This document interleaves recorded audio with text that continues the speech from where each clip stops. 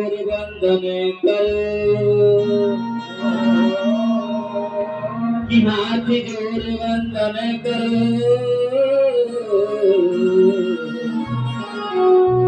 कि हाथ जोर बंधन करो तारे चरण बसे ज्ञान भक्ति वह दीजिए ये देवनेंगे बोल प्रेम शंकर भगवान की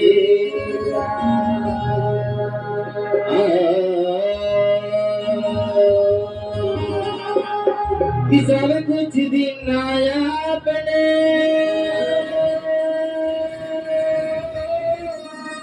कि सब कुछ दिन आया अपने भेद धरू कना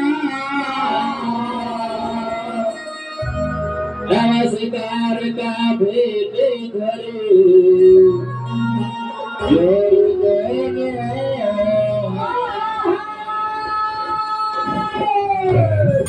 बोल प्रेम से विष्णु भगवान की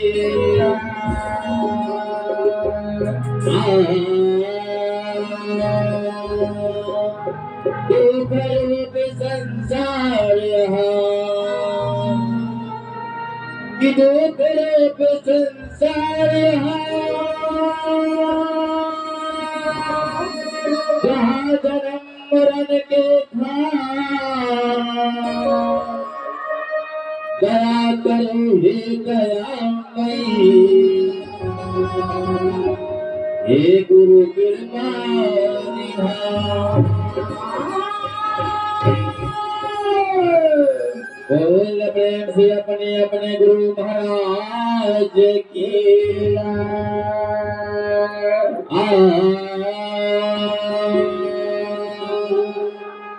चर्चा करो मैं आपका चर्चा करो मैं आपका सुमरा सुबह नमस्कार से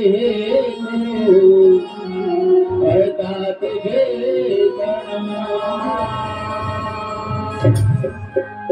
बोल प्रेम से गुरु महाराज की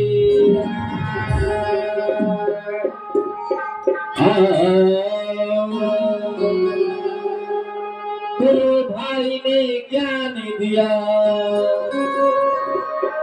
कि गुरु भाई ने ज्ञान दिया तीन है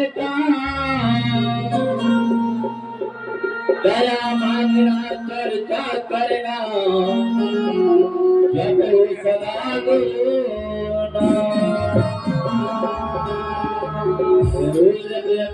नंद भैया की लीला में दीदी की भैया की जगहिया की जगस सीता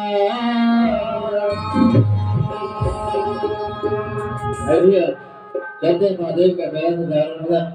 हर भोला की हो बोल प्रेम से गुरु महाराज की